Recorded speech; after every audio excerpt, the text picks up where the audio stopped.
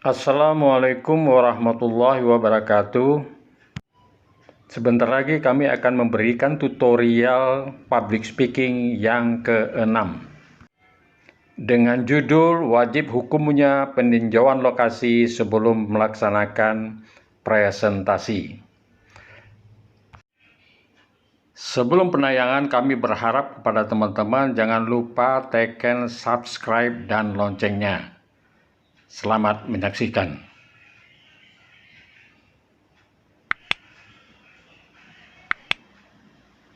Halo, salam jumpa kembali dengan channel kita Sang Widya Iswara.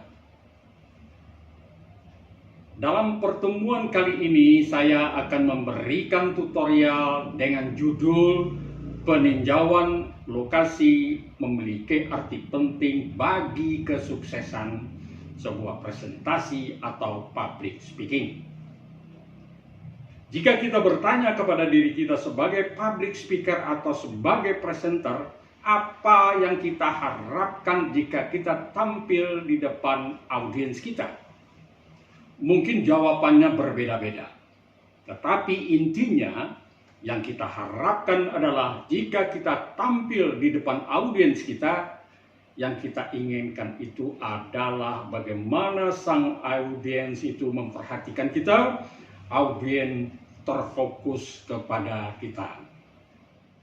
Harapan kita seperti yang kita uraikan tadi akan menjadi sirna apabila kondisi ruangan di mana kita melaksanakan presentasi sempit, panas, mic-nya tidak mengeluarkan suara, LCD-nya tidak berfungsi, posisi layar terlalu jauh dari audiens, meja atau mimbar berjarak sekali dengan audiens, ada kebisingan yang bersumber dari luar gedung, pencahayaan yang tidak memadai, ventilasi udara atau AC yang tidak mencukupi, serta layout tempat yang tidak cocok untuk acara tersebut.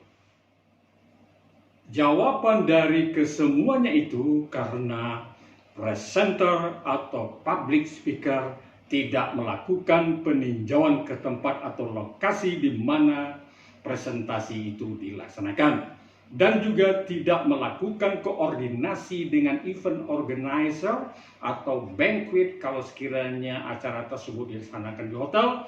Oleh karena itu ada istilah yang lazim disebut oleh presenter, presentasi yang baik akan gagal apabila lokasinya salah atau lokasi yang tidak tepat. Sekarang mari kita lihat arti penting peninjauan lokasi, terutama peninjauan ruangan dan tempat pelaksanaan presentasi kita. Misalnya, ruangan yang terlalu panas akan mendorong audiens untuk tidur.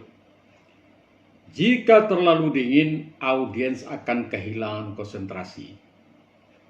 Ruangan yang kurang pencahayaannya akan menyiksa penglihatan audiens, dan jika terlalu terang akan membuat sakit kepala.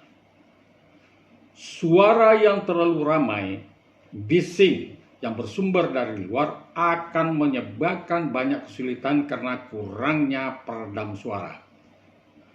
Ruangan dengan pandangan yang spektakuler dapat mengalihkan perhatian, dan ruangan tanpa jendela dapat menyesakkan nafas. Ruangan yang terlalu kecil membuat orang tidak nyaman. Jika terlalu lebar akan membuat tidak fokus. Ketidaksesuaian pengaturan sulit untuk mempertahankan perhatian. Kaca dinding yang berlebihan juga dapat mengacaukan pikiran presenter maupun audiens. Oleh karena itu, peninjauan lokasi adalah penting. Bagaimana supaya jangan terjadi hal-hal yang sudah kita sebutkan sebelum ini. Bagi seorang public speaker atau presenter yang profesional, harus menjadi perhatiannya pada saat peninjauan lokasi. Yang pertama adalah tempat. Tempat yang tidak memadai akan mempengaruhi kesuksesan presentasi itu sendiri. Oleh karena itu, mau tidak mau, suka atau tidak suka, kegiatan melakukan peninjauan lokasi harus dilaksanakan oleh seorang public speaker yang profesional. Langkah pertama yang harus dilakukan adalah memberikan catatan-catatan kepada event organizer atau panitia pelaksana tentang apa-apa yang diinginkan, termasuk penataan tempat. Adapun catatan-catatan yang diusulkan berisi tentang ruangan yang mencakup di dalamnya, ukuran kapasitas tempat duduk, lokasi meja, lokasi podium buat presenter atau public speaker, penerangan, AC, jam, saklar listrik buat LCD dan mic.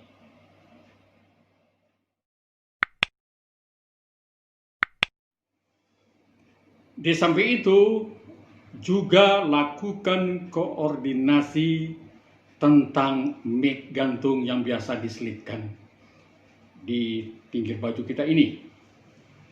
Kabel-kabel untuk perpanjangan, baterai cadangan, alat rekam, peralatan lain yang perlu diinformasikan dan disediakan oleh event organizer seperti flip chart, papan tulis, LCD proyektor, sistem multimedia, layar proyektor, dan jika memungkinkan berikan juga catatan kepada panitia atau banquet hotel agar menyediakan buku catatan, pena, pensil, serta daftar hadir. Menyangkut masalah tempat atau ruangan, Anda harus memperhatikan peruntukannya.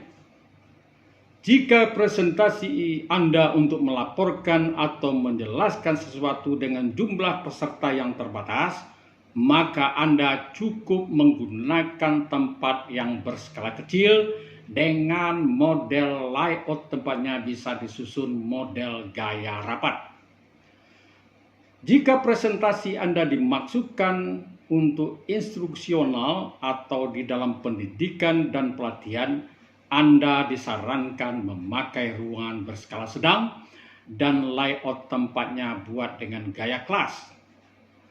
Jika presentasi Anda dimaksudkan untuk menghibur, menjual, menggerakkan dalam rangka persuasi dengan jumlah pendengar yang relatif banyak, maka disarankan Anda memilih tempat di auditorium tertutup maupun terbuka dengan layout tempat dengan model teater.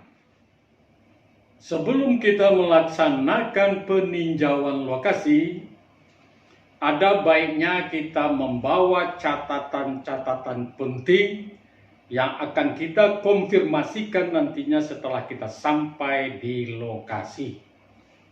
Apa saja catatan-catatan pokok yang penting-penting yang harus kita konfirmasikan tersebut? Yang pertama adalah menyangkut tata ruang dan tata tempat atau tempat duduk. Selanjutnya kita harus tahu juga tentang AC-nya, ventilasi udaranya, tata lampunya, serta catu daya yang tersedia.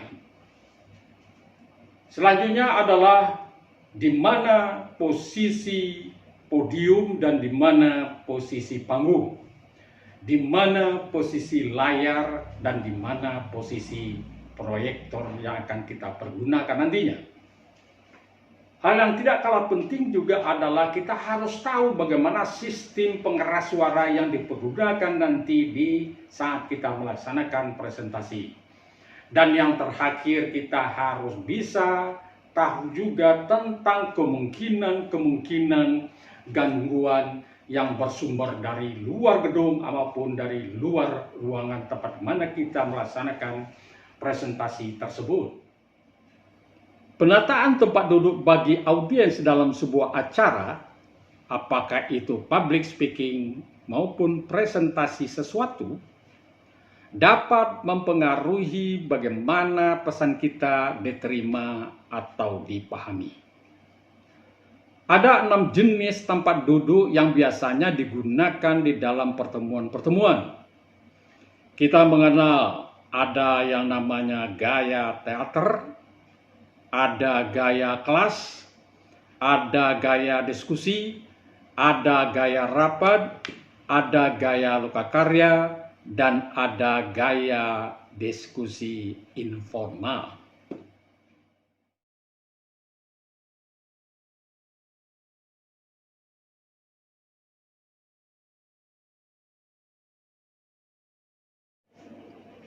Sekarang mari kita lihat contoh layout tempat yang lazim dipakai dalam setiap pertemuan, baik itu public speaking maupun presentasi. Yang pertama adalah gaya teater. Apabila audiensnya banyak, biasanya tata letaknya disusun dengan gaya teater dengan 1 atau 2 gang. Gunanya adalah untuk memudahkan audiens menempatkan diri. Susunan gaya teater ini sangat cocok untuk presentasi formal. Selanjutnya, gaya kelas. Gaya kelas ini dapat disusun apabila pesertanya 30-50 orang. Untuk itu, usahakan penempatan proyektor di antara presenter dan peserta di bagian tengah. Selanjutnya ada gaya diskusi yang berbentuk letter U, cocok untuk 30 orang. Pengaturan ini dapat digunakan untuk kelompok diskusi dan interaksi. Di samping itu juga ada gaya rapat di mana para peserta mengelilingi sebuah meja besar yang pimpinan berada di kepala meja.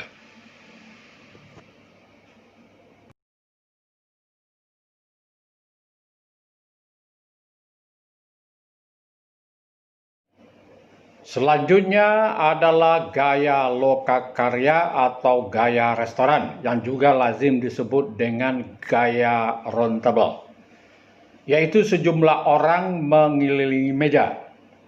Gaya ini dapat digunakan dengan peserta di bawah 50 orang. Dan perlu diingat, Anda harus menyediakan kursi yang bisa diputar. Karena apa?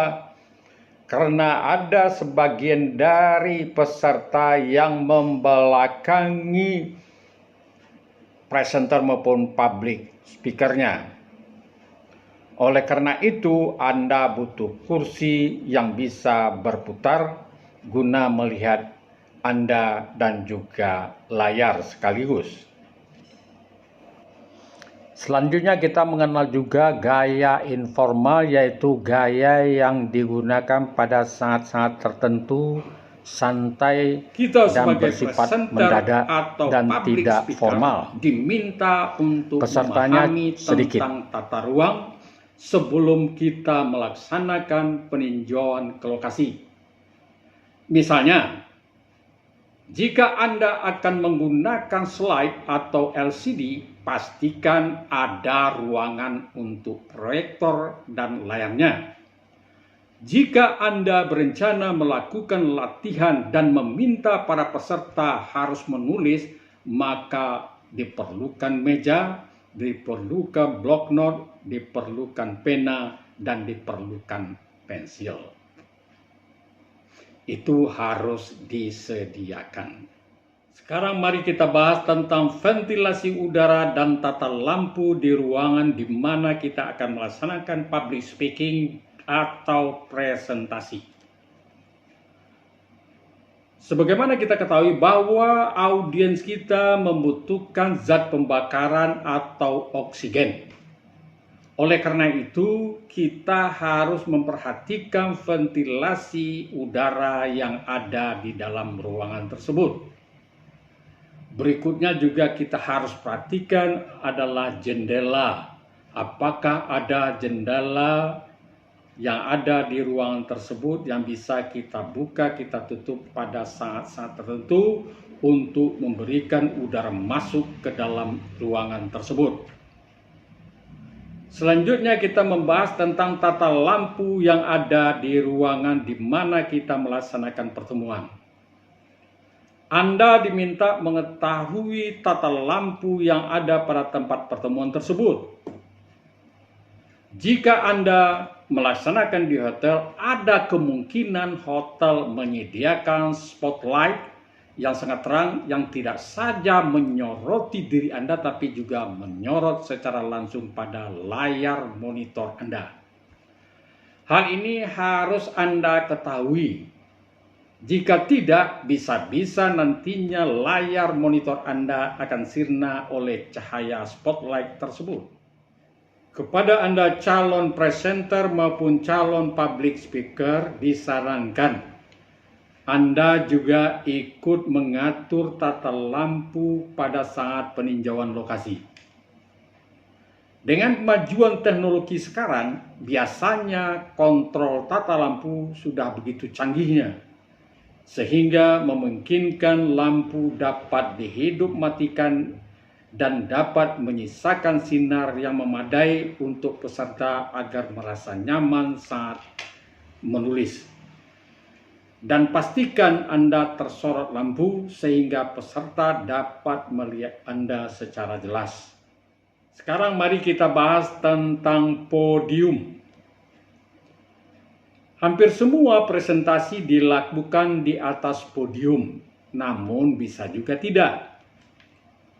Presentasi di atas podium lebih memungkinkan peserta akan dapat melihat presenternya. Anda akan sering menggunakan podium karena apa? Karena podium umumnya sudah disediakan oleh pemilik gedung atau pemilik hotel. Jika Anda memberikan di atas podium, ada beberapa hal yang menjadi perhatian Anda. Yang pertama, adakan penyesuaian ketinggian podium dan ketahui letaknya. Pastikan dengan ketinggian yang sesuai dengan audiens Anda. Yang kedua, apakah podium dilengkapi dengan lampu baca? Jika demikian, Anda harus tahu di mana tempat kontak lampu bacanya itu. Apakah mikrofon yang tersedia di atas podium bisa dicopot atau sudah statis? Jika itu mengganggu Anda, maka Anda bisa pakai mic yang diselipkan di pakaian Anda. Sebagai tambahan informasi kepada Anda bahwa podium model sekarang sudah begitu canggih dan sempurnanya karena sudah dilengkapi fasilitas sistem pengendalian untuk mengatur tata lampu, slide, bahkan gorden. Jika Anda menemukannya di dalam peninjauan lokasi, maka Anda harus tahu cara pengendaliannya agar Anda tidak dipermalukan saat presentasi nantinya. Sekarang kita akan bahas tentang posisi layar. Presentasi dengan menggunakan alat bantu visual harus memperhatikan penempatan proyektor dan layar yang tepat. Bagi tempat yang kecil, cukup Anda pakai yang ukuran standar. Namun untuk tempat yang berukuran sedang, Anda disarankan untuk menggunakan layar ukuran sedang. Namun jika tidak ada, Anda masih bisa mempergunakan layar berukuran standar. Untuk ruang yang lebih besar skalanya, pergunakan layar yang ukuran besar juga, atau 2 buah layar standar yang ditempatkan di kiri kanan depan para peserta. Selanjutnya, letakkanlah layar pada posisi yang tepat, sehingga pandangan audiens Anda tidak lebih 45 derajat dari layar. Pastikan posisi audiens Anda tidak terlalu jauh maupun tidak terlalu dekat, terutama pada bagian depan. Jika Anda hanya memakai layar tok, maka tempatkanlah pada posisi di tengah. Namun jika ada alat bantu lainnya seperti flip chart, papan tulis dan sebagainya, maka posisi layar tempatkan di samping papan tulis sebelah kanan. Begitu juga dengan posisi meja presenter, idealnya berada di tengah. Namun karena ada papan tulis, flip chart, dan layar, maka posisi presenter di tengah agak kita geser ke kiri sedikit, namun tidak menutup papan tulis. Hal penting yang perlu Anda perhatikan dalam penempatan posisi proyektor. Penempatan proyektor adalah putusan yang paling penting dalam menyampaikan presentasi dengan dukungan visual. Proyektor hampir selalu diletakkan di bagian depan, hampir dekat dengan layar. Perlu diperhatikan, jangan letakkan proyektor sejajar dengan pandangan audiens Anda. Selanjutnya kita akan mengupas tentang catu daya. Dalam peninjauan lokasi, Anda harus mengetahui saklar listrik yang ada di ruangan tersebut. Biasanya berada di samping ruang. Maksudnya, jika Anda membutuhkan, maka Anda akan dengan cepat dapat mencapainya. Jadi, Anda harus tahu di mana posisi saklar listrik tersebut. Berikutnya kita akan kupas juga tentang public address. Public address ini disebut juga dengan pengeras suara. Pengeras suara ini bisa juga menjadi sumber kekhawatiran para presenter atau public speaker. Public address yang buruk seperti berdengung, tidak jelas menghasilkan suara atau bunyi yang dapat mengganggu pendengaran, baik oleh pendengaran presenter maupun pendengaran audiens. Biasanya ketidakberesan ini oleh ulah manusia, man behind the gun. Oleh karena itu, presenter harus mencoba seberapa dekat berbicara dengan sistem pengeras suara agar optimal. Ini hanya dapat diketahui dengan peninjauan lokasi. Hal ini akan terlambat bereksperimen jika Anda sudah berdiri memberikan presentasi. Selanjutnya ada pertanyaan, jika Anda melakukan pertemuan dalam kalangan terbatas, apakah masih diperlukan pengeras suara? Jawabannya adalah tidak harus. Namun jika disediakan juga perangkat tersebut, maka cukup dipakai yang jenis portable saja, yakni yang biasa digunakan dalam rapat. Untuk tempat yang berskala sedang dan luas, Anda wajib menggunakan pengeras suara yang disesuaikan dengan jangkauan serta kemampuannya. Begitu juga pengeras suara untuk ruangan kelas, namun juga berbeda dengan pengeras suara yang digunakan di aula ataupun auditorium. Kepada Anda para presenter atau public speaker yang sedang berbicara pada ruangan yang besar dan luas, maka ada beberapa hal yang harus Anda perhatikan. Anda diminta menyesuaikan diri dan suara Anda dengan audiens yang paling jauh. Anda berbicaralah dengan tempo yang lambat atau sedang. Tidak dianjurkan Anda berbicara cepat. Mikrofon yang Anda pergunakan harus baik dengan resonansi yang lebih besar. Dan Anda harus mengucapkan dengan jelas suku kata sedangkan bunyi sengau harus Anda perjelas. Pada saat Anda meninjau atau peninjauan lokasi, Anda juga harus memperhatikan kemungkinan ada gangguan yang datang dari ruangan atau gedung di mana Anda melaksanakan presentasi.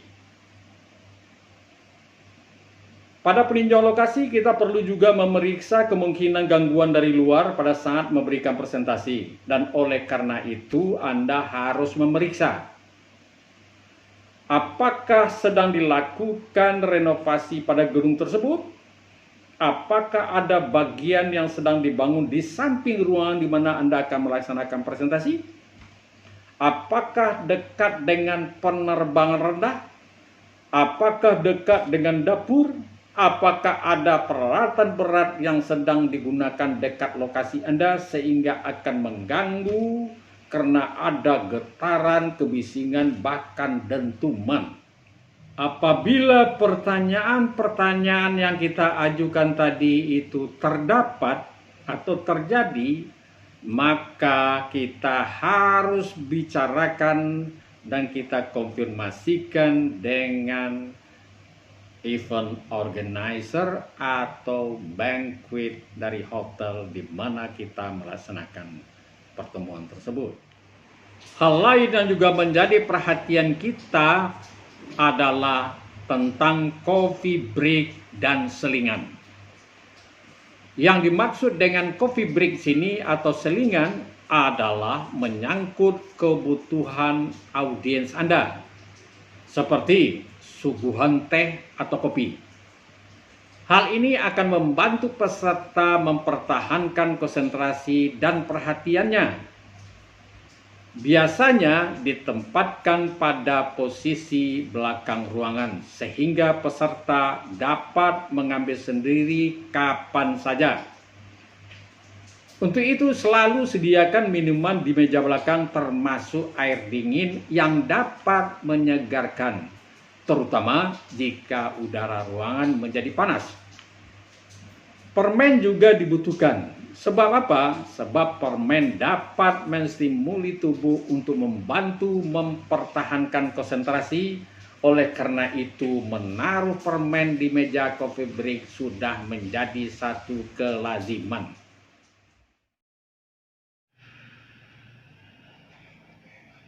Oke, itulah tadi penayangan dari tutorial public speaking kita yang ke-6 dengan judul wajib hukumnya melaksanakan peninjauan lokasi sebelum kita melaksanakan presentasi. Semoga tayangan ini bermanfaat